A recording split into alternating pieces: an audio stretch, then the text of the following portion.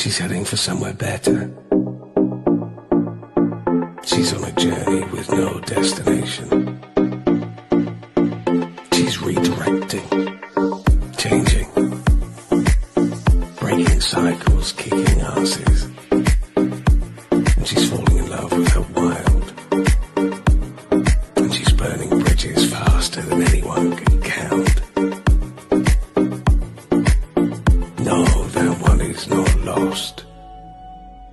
She's returning to herself and becoming an unapologetical masterpiece, leaving all the greed behind. And it's fucking beautiful.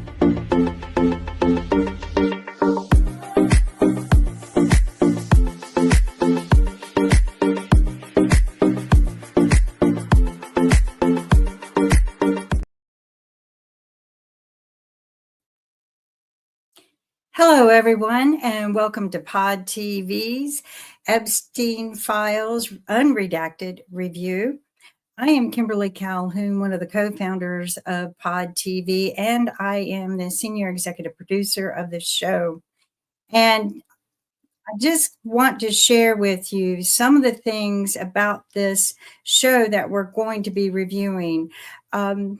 About a year ago, a little over, well, not quite a year ago, I was doing a background check on someone and accidentally stumbled on some court records. And those court records happened to be Epstein, Jeffrey Epstein versus whoever, or someone versus Jeffrey Epstein. And as I opened up the files, I realized, hey, these aren't unredacted. And then as I read through them, I realized they were actually court files that existed where, other court files, but they shared their evidence and their data and their information, the interrogatories, the depositions with the Department of Justice investigations and vice versa. So I read this in one of the court references. So these are all original court files that I downloaded. And then I went back later because I used them. It's easier for me to reference through them downloaded. I went back to look at these files and they were being redacted. That is when Trump spent millions and millions and millions and millions of tax dollars redacting those files, but we already had them downloaded and preserved and stored in various different places around the world.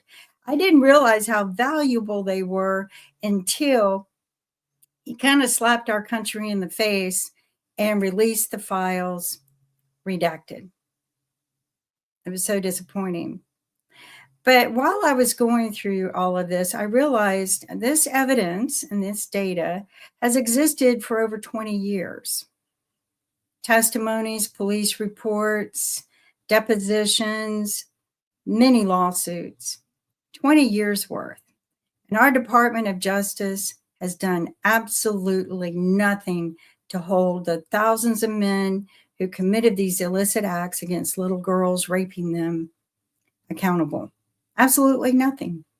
They're just delaying and dragging it out. There's been only one person in 20 years held accountable, arrested, tried, and that is a woman. Ghislaine Maxwell, as we all know, was a good friend of Epstein's, his girlfriend at one point in time, and partner.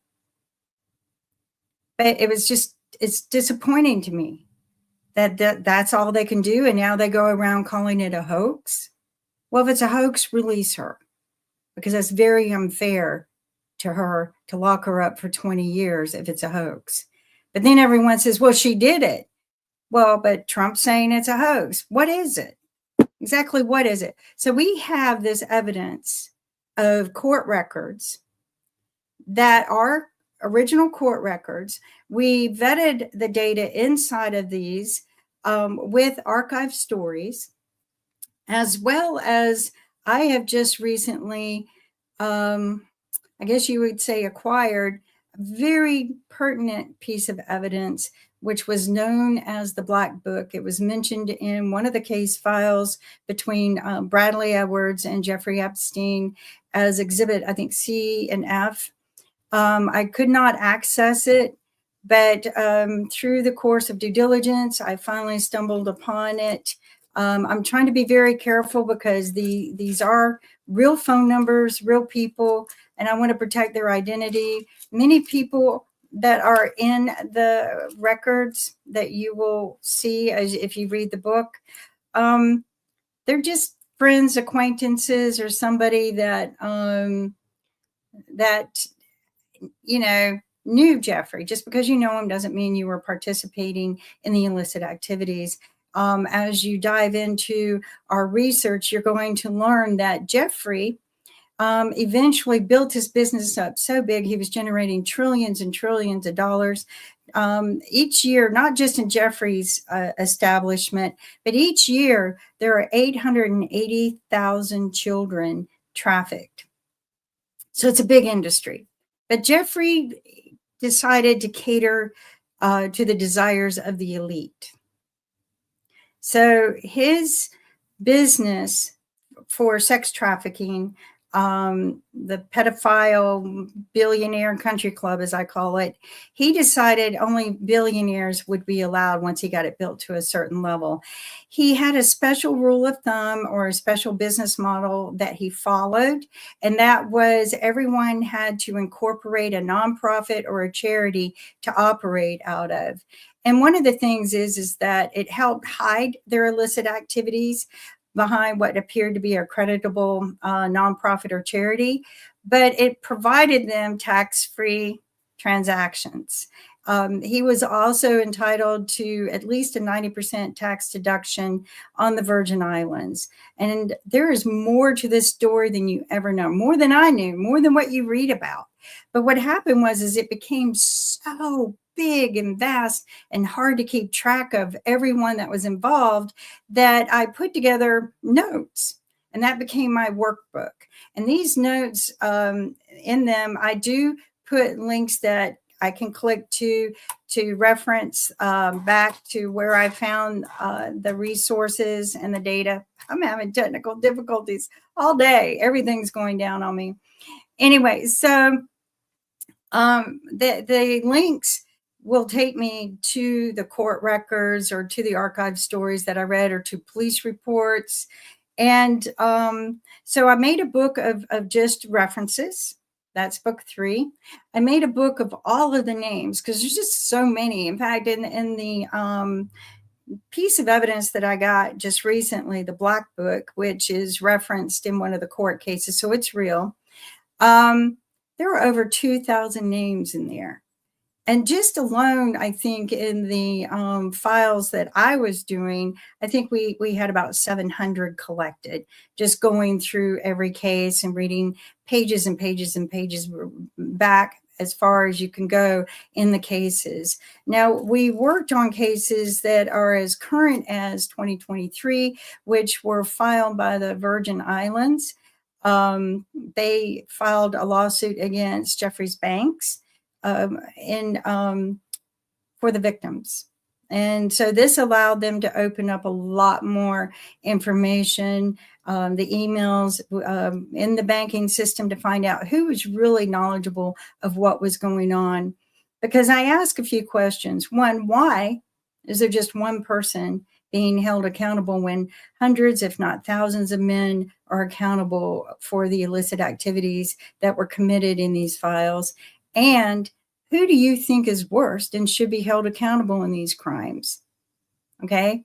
And, you have the rapist, you have the child rapist, the supplier, right?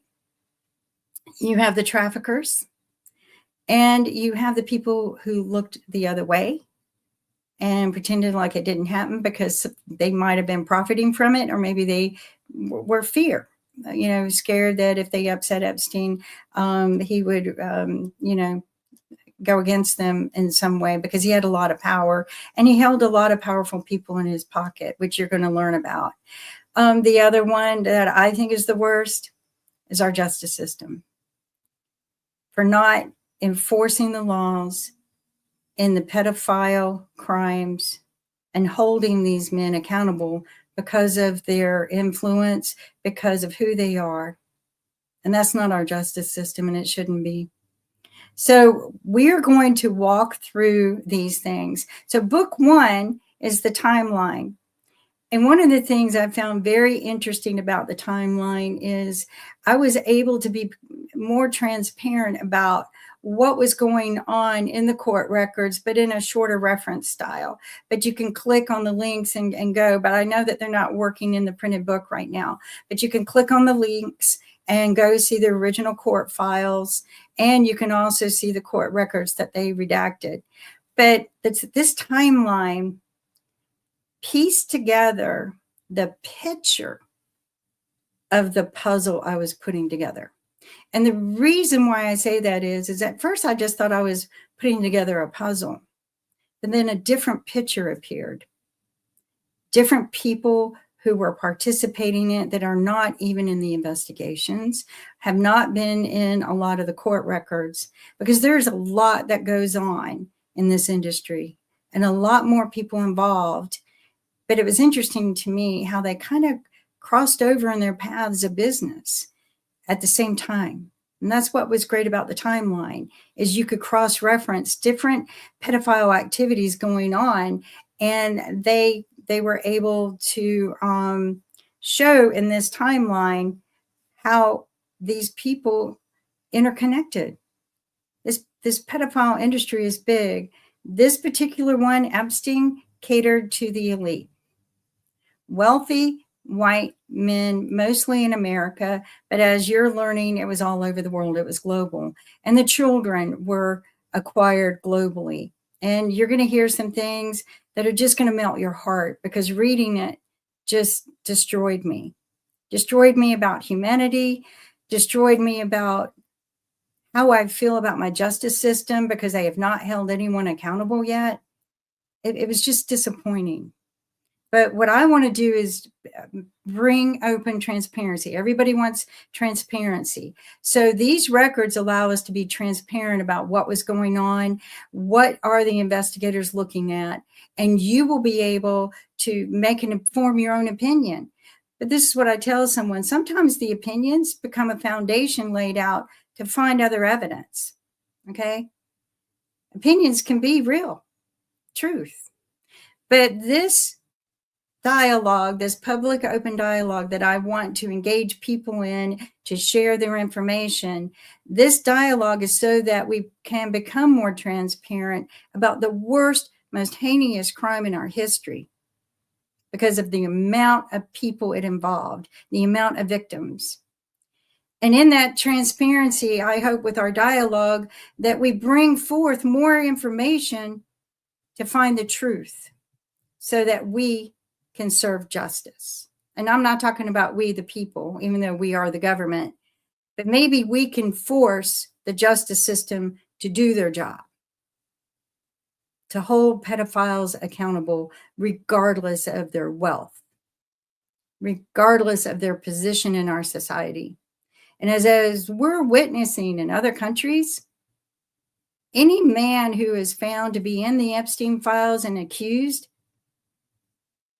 being a pedophile, they've stripped them of their title. They have shamed them. They have punished them. They've taken away their wealth. But in America, the people gave the man a prominent title, gave the pedophile the biggest title of our country. And I don't understand that either, because used to be, a pedophile would be labeled a pedophile and you wouldn't let your family or kids around them. So I am so pleased that I have with me today a panel of people from PODTV who's going to help me kickstart just discussing this, and hopefully more people will start joining us. But today is February 10th, 2026. And we are going to be discussing the Epstein Files, and we're going to start with the timeline. But I'm going to start by introducing Rick Rosner. Rick, how are you doing? Good. How are you? I'm pretty good. Sorry I took so much in that introduction dialogue. It's fine. it's I want people to understand that this just isn't something I pulled out of a hat. This is real evidence. This is real court records and real archive stories and police records. And we actually came across a huge amount of manifest pilot logs this past week. So, but one of the things that's interesting is in book 2, we identify a lot of the people.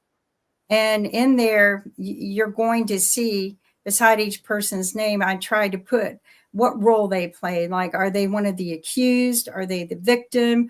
Were they just a name drop because Epstein liked to name drop? Were they just an association that he liked to have lunch with? Or was he did donate to a lot of charitable organizations. So there's a lot involved. This puzzle gets bigger and bigger. Instead of having a set puzzle to put together, this puzzle just kept expanding on me. But Rick, you've got a passion for researching this as well. You've got a big interest in it. Yeah, but I haven't researched it even 1% as much as you have. And it's a freaking swamp of millions of documents, and there are still 3 million documents that for some reason the DOJ has not made available to anybody. And we can figure that there is some bad stuff in there too. Yeah, because the bad stuff started all the way back in 1992. So it wasn't like these children were trying to, paint a bad fake picture of Trump before he was running for president. These were done long before he was probably about that. The FBI says that there were more than 1,000 victims. Mm-hmm. And you don't accumulate 1,000 victims in a year or two. You need to be operating for decade after decade. Yeah, and I mean, and Trump and Epstein have a long time friendship, and as we were learning today, there could have been an association there where Trump was working with another country at the time under, certain credentials that they have there, the KGB, as they're speculating, and as some of the evidence unfolded in some of the court testimonies, even by one of our attorney generals.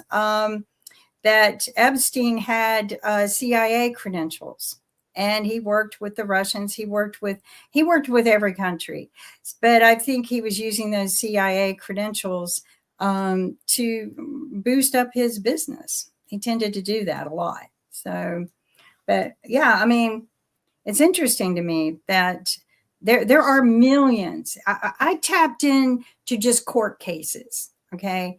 Just other court cases, but in those court cases, they asked the judge, can we share information with the Department of Justice on the investigations? So this is a lot of the same evidence and information between everyone, right? And they had not started redacting those files when I found them. But there were redactions. I'm going to be upfront with people. The redactions were to protect the victims because they were children, and the families because they were being threatened by the defendant. So, there were redactions, but they were legal, official redactions, not like the redactions that are happening now, where it's to protect the guilty, to protect wealthy men that are in the elite pedophile club. It's just disgusting to me that the justice system would even allow this.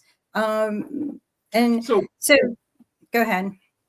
I want to address why for a second, and we can only speculate. Epstein is dead.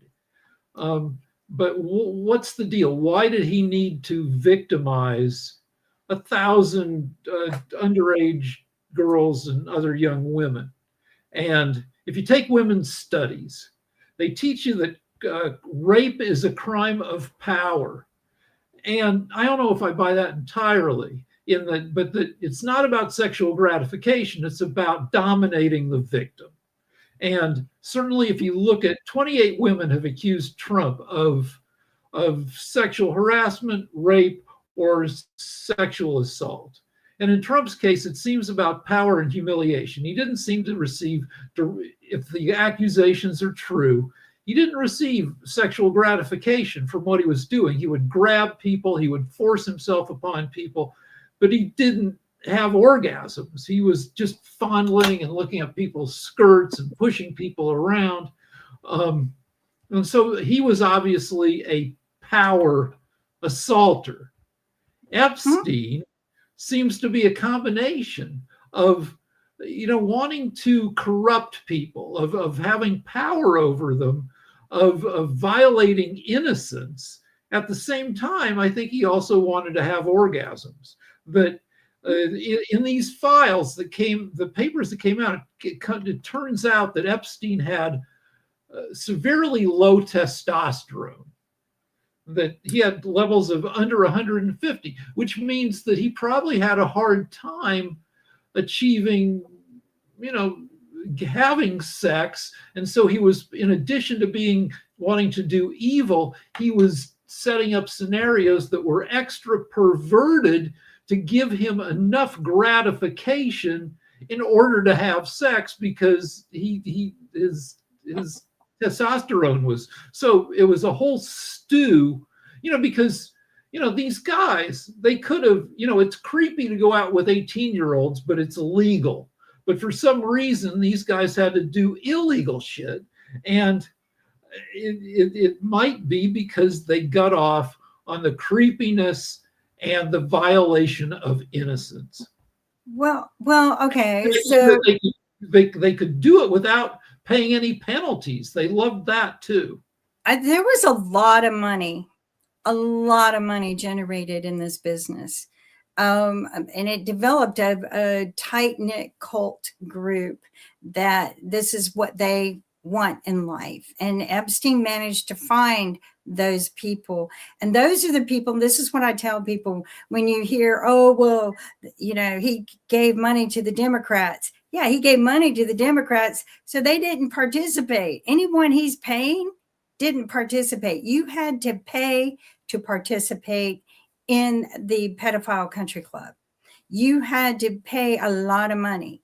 He had his clients and his affiliates, they had to set up nonprofits, and they had to set up or charitable accounts. And he took a lot of his big people that he did business with to certain banks. Okay. And you can see all of this happening. But as I always say, follow that money. But people that he paid were not participating. These are people that he wanted to establish credibility with, that he did have certain things that he wanted to donate into the charitable world. He loved donating into the academia of universities for certain kinds of research. But if they paid him, if the money went to him, then they were, odds are, participating in the illicit activities. They were part of the Billionaire Country Club. Now, one of the, when I dove into the first of the court records, I heard of names I never heard of before. Like, you hear the media stories, and of course they're going to bring up people's names that everyone knows. But I heard of bankers, right, who were managing his money. And in the beginning, he would let them come to the island because that helped him establish more relationships. But because the Attorney General and the prosecutor on the Virgin Islands followed a lawsuit against the banks, they were able to open up those email records. And in those email records, they learned a lot of people who were either participating in the activities or who knew what was going on, but didn't turn it in, even when there was a notice to them that if you know that Epstein's doing something, let us know, because of the money that was coming in. Yeah. So one thing we've been finding out since COVID, and probably before, is that billionaires aren't smarter or better than other people. And so billionaires can be snowed. Billionaires set up circles of trust to protect themselves. But once you're in those circles, you can get up to all sorts of no good. Epstein reminds me of Keith Raniere, another smart guy who set up the Nexium cult, and Raniere got close to the Bronfman sisters and defrauded them, lost like tens of millions of bucks of their money. It's the same. But when I was in a frat, and I was the same creepy guy in a frat that I was outside of the frat, but sorority girls liked me more because my being in the frat vouched for me and said I was okay. So Epstein was part of all these circles. I'm sure you could draw diagrams of all the different relationships he had. It was like Bernie Madoff. Once he, established himself within circles of trust, then billionaires' skepticism went way down. But Rick and Kim, one of the things that Dr. Jonathan was talking about earlier, he does along with Sasha, the Ukrainian-Russia show and everything, is that this is a offense that is not justifiable by any means. It's actually considered one of the most evil offenses of all and everything like that. It's like if you go into the prison system, anybody that is in that particular crime is considered the lowest of the low. And even as Dr. Johnson was saying, there is such a thing as justifiable homicide. There is no such thing as justifiable pedophilia, and there's never been such a thing in society and all along those lines, because he actually had a term, I forgot the name of the term, but it basically meant that it's the lowest of the low and everything like that. So I just wanted y'all's take on this and everything like that, because even if you were to go into the prison system, and I have friends that have been both in prison as well as those that have worked with the prisons and everything like that, and they can tell you that this is a crime that is very much troublesome to a number of folks that are in that space. So I was just wondering your take on this whole notion. I'll let Rick answer first. Well, yeah, if you go to prison as a pedophile, you're at the lowest rung of the pecking order. Nobody likes, criminals have contempt for certain types of crime, and crimes against children will get you shanked.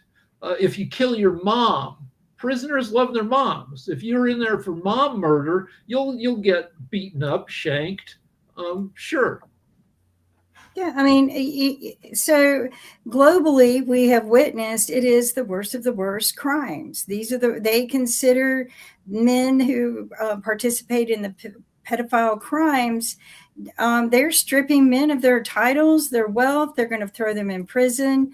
A lot of people are unaware of some of the other major players in the Epstein business. One of them was Jean-Luc Brunel. And he was arrested not long after Epstein killed himself. And in that situation, while he was in prison, he managed to somehow or another unalive himself as well. So the situation is that there's a lot involved, but to me, it is the worst of worst crimes, Mark. I don't care what anyone says. It's a crime in the United States that no one really tolerates. Everyone wants a pedophile list. They want to know where that pedophile is. How close are they to their homes and schools? They are monitored. They are monitored deeply, but not the elite. The elite somehow are being given a pass to do this, and it's wrong. But when you look back at Epstein, Rick, you brought up a question. Why does he do this, right? He's wealthy. He's attractive. He's charismatic. Everyone loves him. He really doesn't need to chase women. But if you go back to when he started working at Dalton School, after he didn't graduate from college, okay, keep that in mind.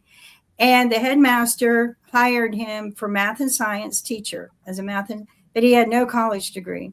And this is a private school.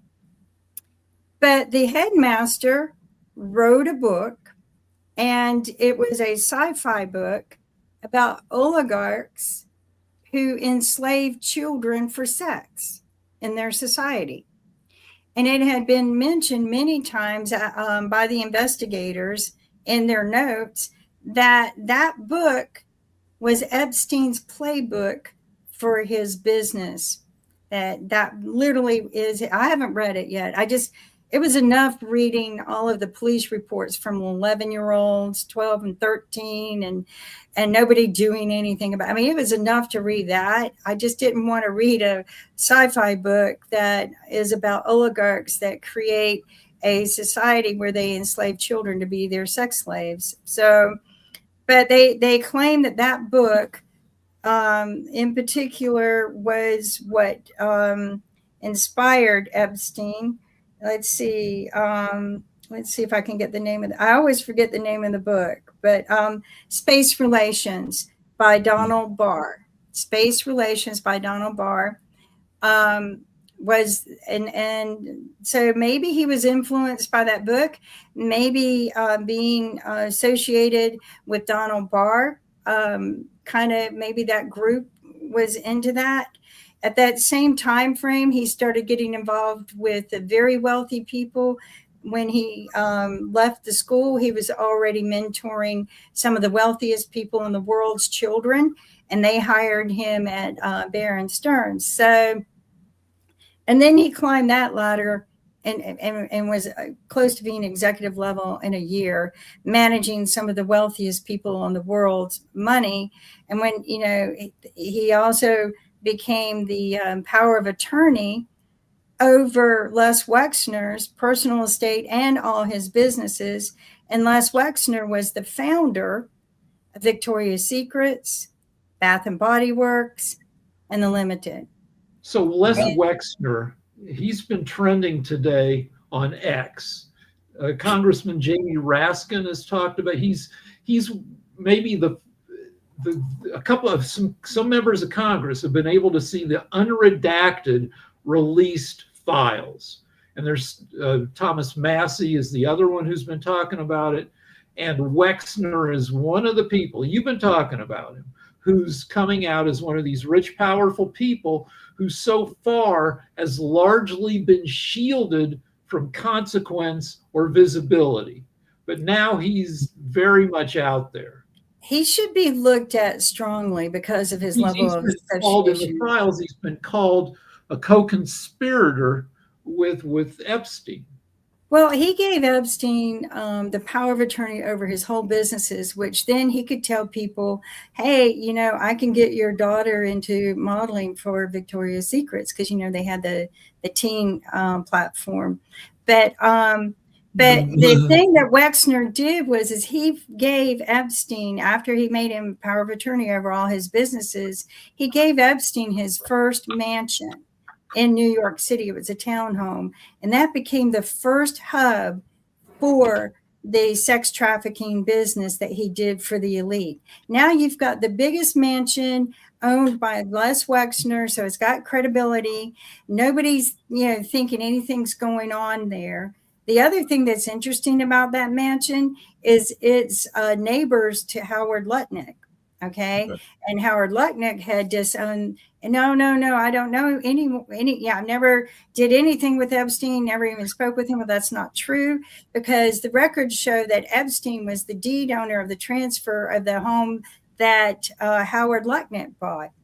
And so he was participating in the sales transaction for Howard Lutnick. So they were. But Les Wexner and Epstein opened up a charitable nonprofit for he and his wife immediately. And it's very important to remember this. This is why I put these things in my timeline. But that charitable organization, YLK, is very important in the scheme of money transactions and how things were taking place. But Les Wexner and Epstein built small cities together. They built homes next to each other. And I'm not talking homes, I'm talking estates. Epstein owned an estate in Arizona called Zorro, thousands and thousands of acres. Wexner also owned one there. They were everywhere together, everywhere. And so, maybe Wexner didn't know what was going on, but I find that hard to believe. But when Epstein found his name all over the files. And so, he can still be innocent, but there's a lot of grounds to further investigate. Well, the thing that bothered me most, I almost bought the innocent part, Like I almost bought it until, always follow the money, right? So if he had kept his mouth shut, I would have never found this. But when Epstein got caught the second time, he started crying. Well, Epstein took $46 million of ours. It's missing $46 million.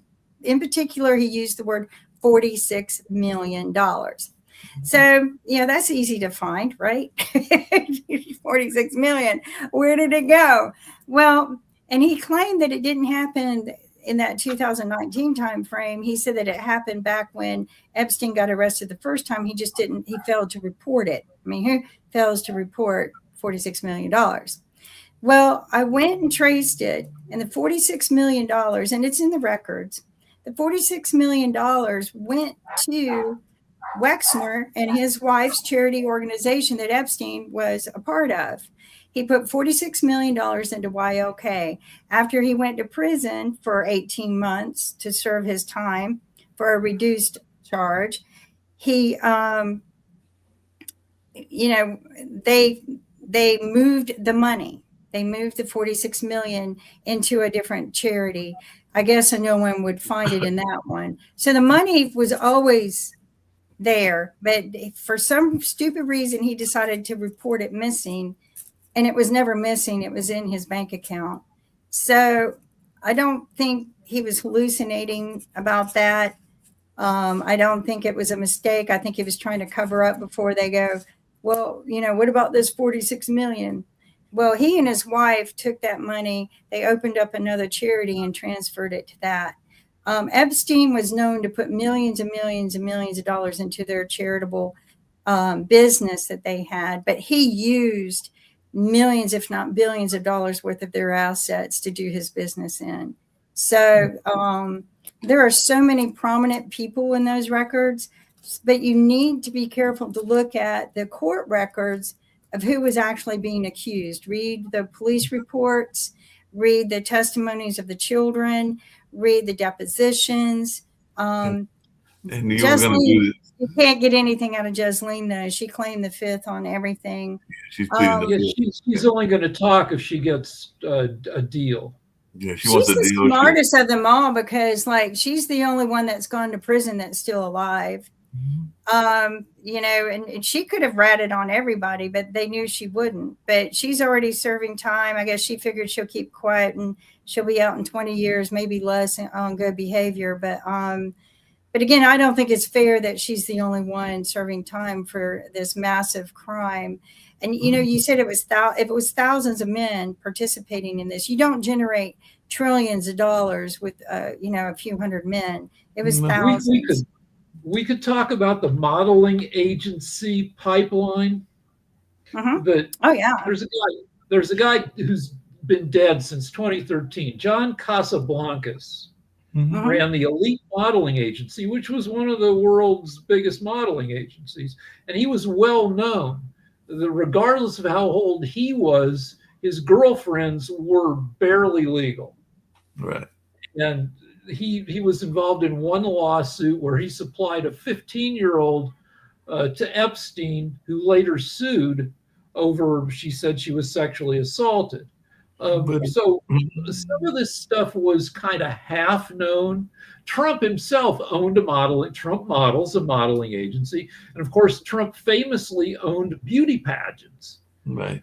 But no, that's not there and everything like that. But Rick and Kim, I actually put in a video because there's a young lady that was talking about the notion that this has been an issue that has been going on for a while, and all along those lines, it can go back, even if you want to go back to the times of slavery and all along those lines, because there was a term, and this young lady talks about it, called the fancy girls and everything like that. So if you want to, you can play it because they actually reference Epstein and everything like that in that space. But I don't want to take over for your show and everything like that. But it is there in the things. But they talk about this notion of the fancy girl, which was a thing that she talks about, which is this notion that the rich and powerful have been at this game for a while and everything like that.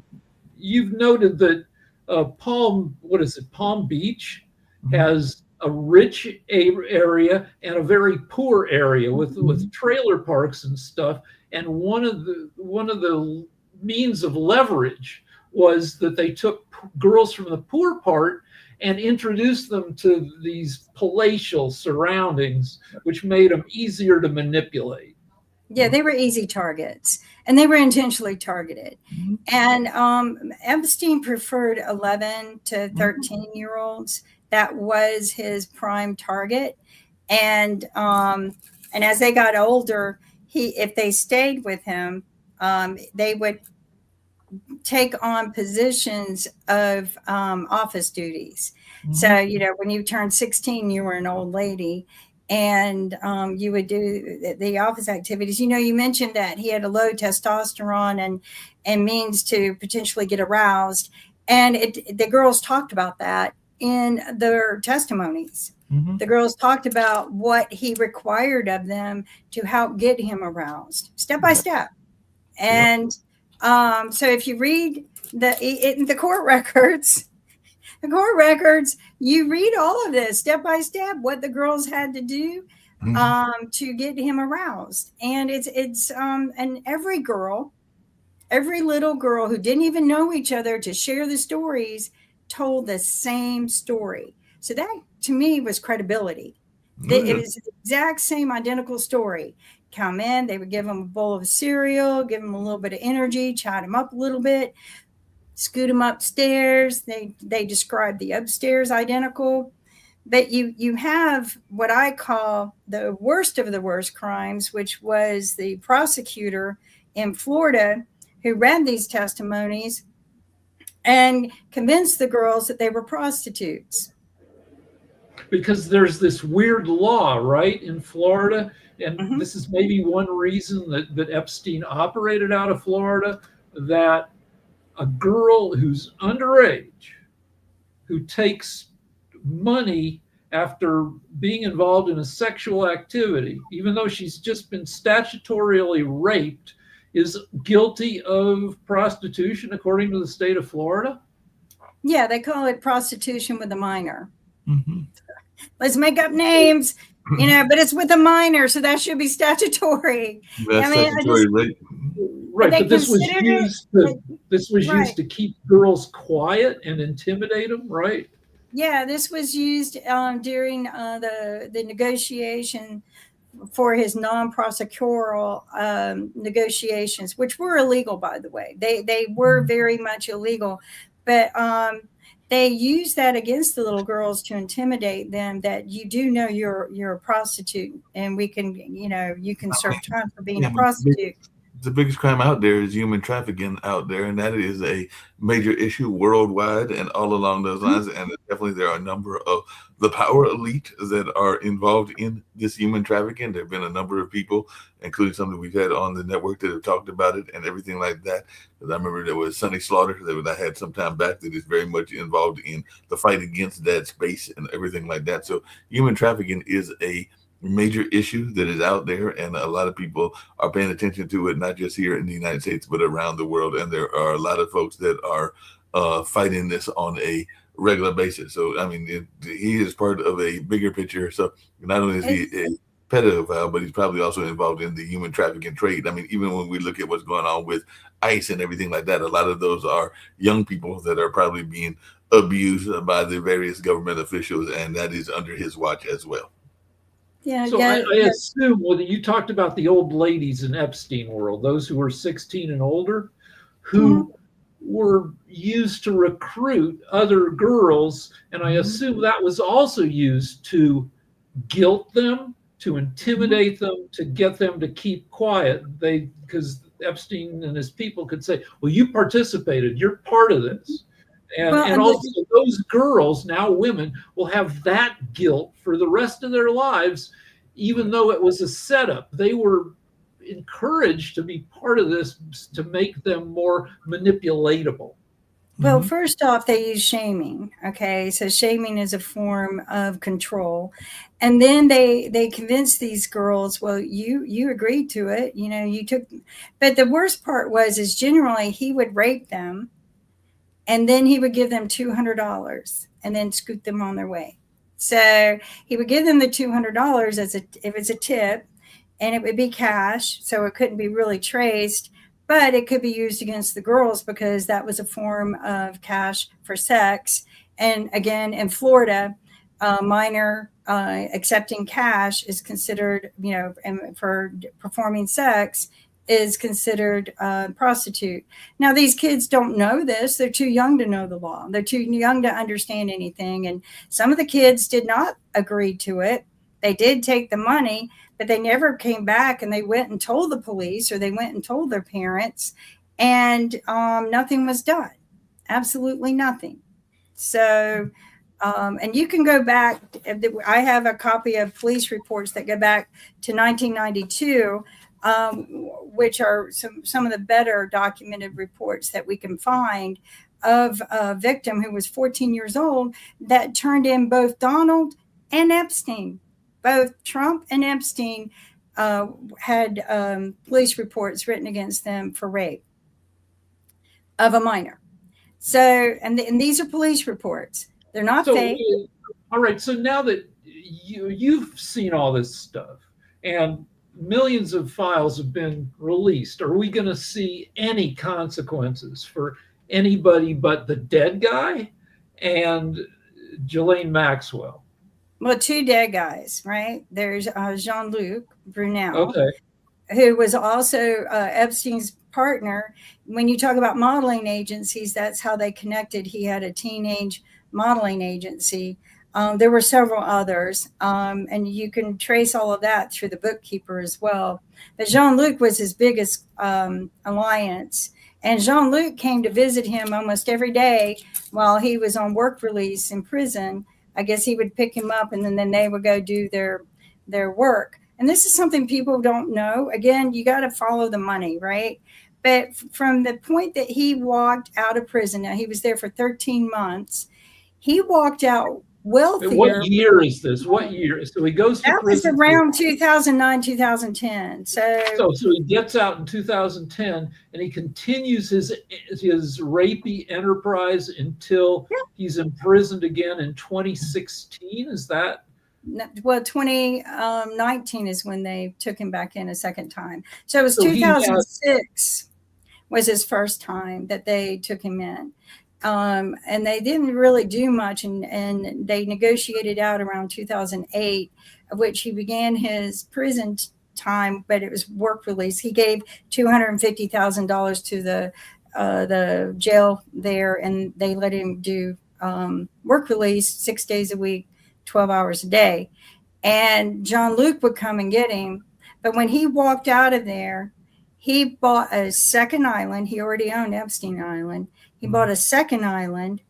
He purchased several more mansions, another helicopter for Ghislaine because she was a pilot, another airplane. He had a fleet of airplanes, but he had them all incorporated, some of them under 2 or 3 different corporations. And I think this is how he could jumble up the manifest. So if he wanted to hide somebody flying on a plane and the police said, well, show us the manifest for this plane, he would just show them one of the corporation manifests like Hyperion Air or Petroleum Air or whatever. But he would show them the manifest for just one of them. And so is anybody going to pay a price? Anybody still alive going to pay a price? I think that's going to be up to the law enforcement. It's been in their hands for 20 years. But and nobody's being held accountable because of the power of the people. And I want you to, so if you dig into this, what is interesting is, Epstein was always protected by people like Kirkland and Ellis. Mm-hmm. Or if you look at William Barr, but all of these people had appointments, high official appointments by a president at one point in time in their career. And you got to take a look at that. That's why I mentioned a lot of this stuff in my timeline so that you can eventually see down the road the association of some of the powerful people that were protecting Epstein. And what's interesting is all of those people now work for Trump. All of them. So what do you hope to accomplish via this show and subsequent episodes? So subsequent episodes, I would hope that one, I get my tools working a little bit better, but people share more information that are something that we could use, but also just the power of the people, get the word out there, let people talk on a dialogue level, not that's what's been given to them or what's been redacted or altered, but this is stuff that you can actually read yourself and go and make an opinion yourself. I did a timeline, and you can form an opinion on the timeline, but I would recommend clicking on the links once I get that part fixed and go look for yourself. But what I hope is that Jasleen is not the only person that serves time for this, and that people gain a moral conscience somewhere. There's a term that's used called delay moral positioning. I call it delay moral conscience. But it's when people people just turn their head and put their blinders on to all of the crimes going on because they're benefiting from it, or they want to benefit from it. And they don't ever pay attention to it or denounce it until it's exposed. And then once it's exposed, everybody goes, oh, I knew that. Oh, he's a bad guy. And they throw him under the bus. But right now, there's a sacrifice goat in this cult. And that's Jasleen. She's the scapegoat. But the cult is bigger. You were transacting trillions of dollars, thousands of girls. The bookkeeper testified in her deposition. The bookkeeper testified that he would keep over 200 girls at one time, cycling them around and through. 200 girls. You can look at the manifest and see who were some of his favorite. But one of the things that broke my heart was the girls that got flown to Epstein Island, which, they're thinking, well, this is going to be nice. They were sex traded pretty heavily out there. Some of the girls, they couldn't escape. They couldn't go anywhere. I mean, it's locked land. And some of the girls tried to swim their way out and couldn't. So, that was like an Alcatraz island, like alligator Alcatraz. Maybe that's where Donald got his idea for alligator Alcatraz. But it was like Alcatraz Island. These girls were trapped. And, they were fed well. Now, the difference between Trump as a pedophile, accused pedophile, and Epstein as an accused pedophile, the two differences is, please don't take this wrong, but Epstein treated the girls with a little more respect. He gave them credit cards to go shopping with. He rented them cars. He rented them apartments. He dressed them up. He took them to dinners.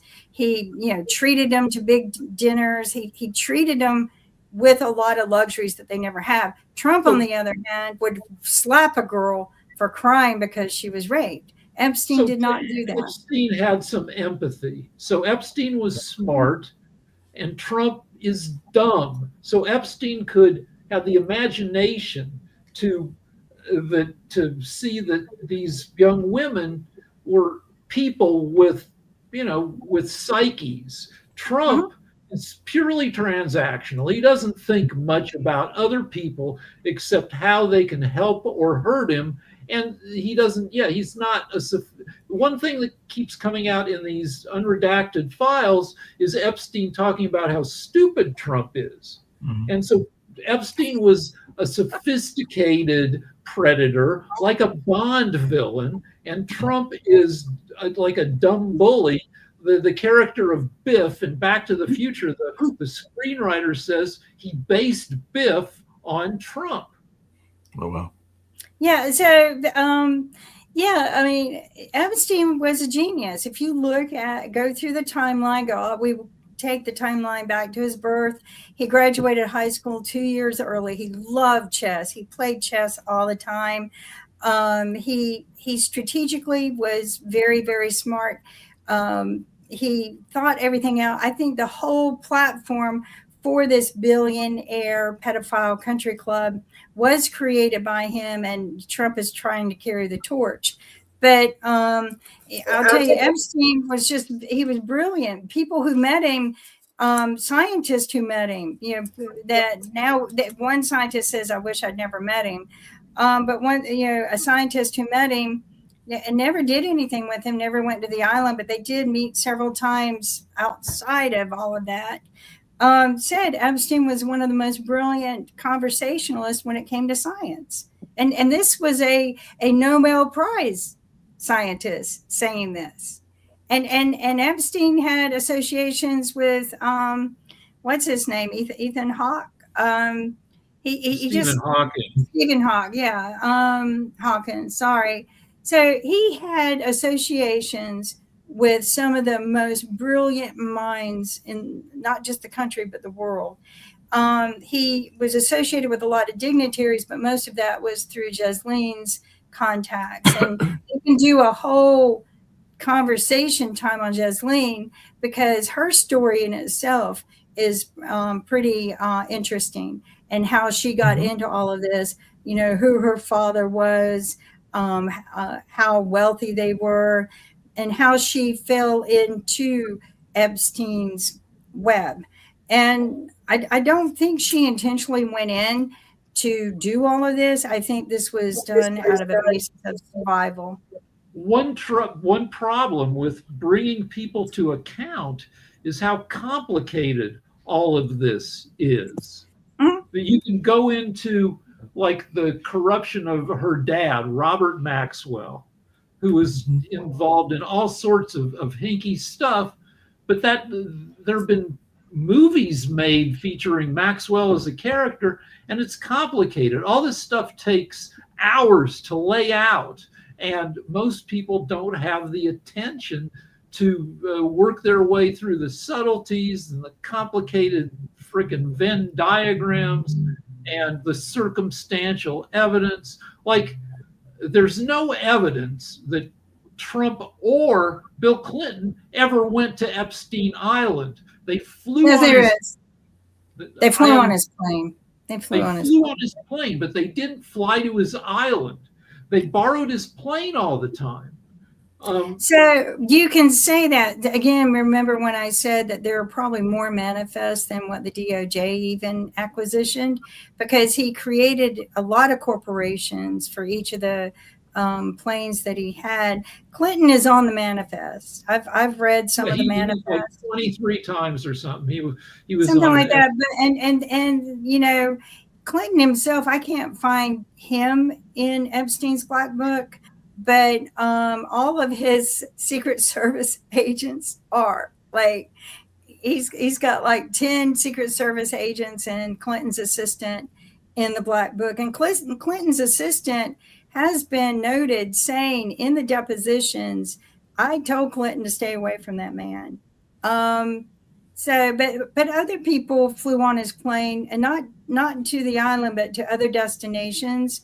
Again, Epstein had other things going on to build his credibility, right? He wanted people to see him as very smart, very intellectual, very affluent. He didn't go around bragging about what he did. In fact, most people had no idea what he did, and that was a good thing, right?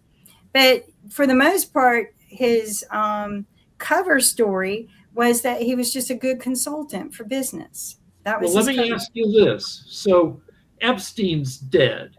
Is anybody, are people from his circle, the rich old men, are they continuing their predatory activities?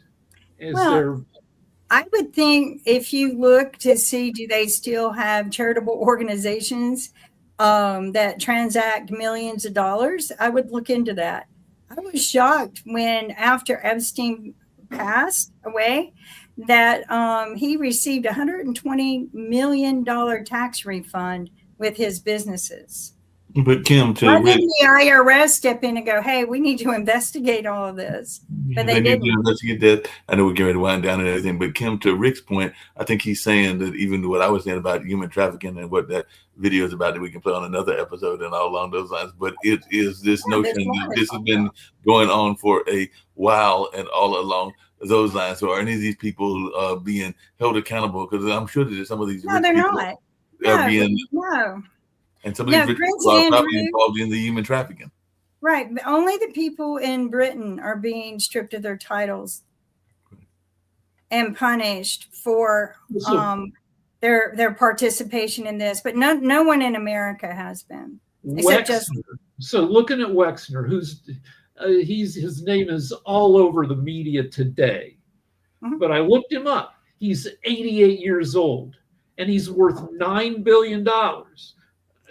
That guy's not going to prison. No, he's not. And but it would be nice for him to testify what he knows, because he knows more probably than anyone else, because he and Epstein were very close. They shared a lot. I mean, Epstein ran his businesses for him. But we're going to have to wrap up. I hope that this is a good lead in to next week's talk show. I'm trying this out for 4 weeks just to see what the interests are.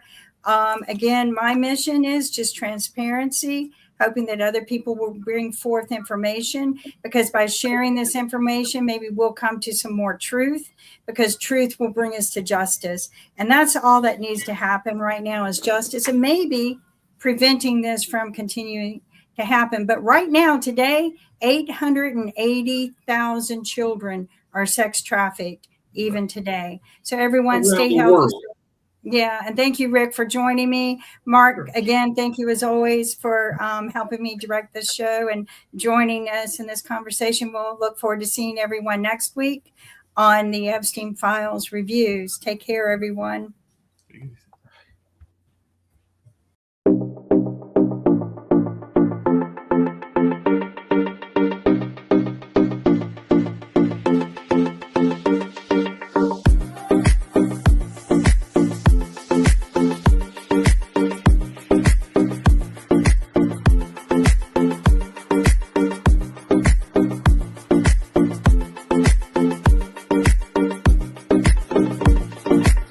She's not lost.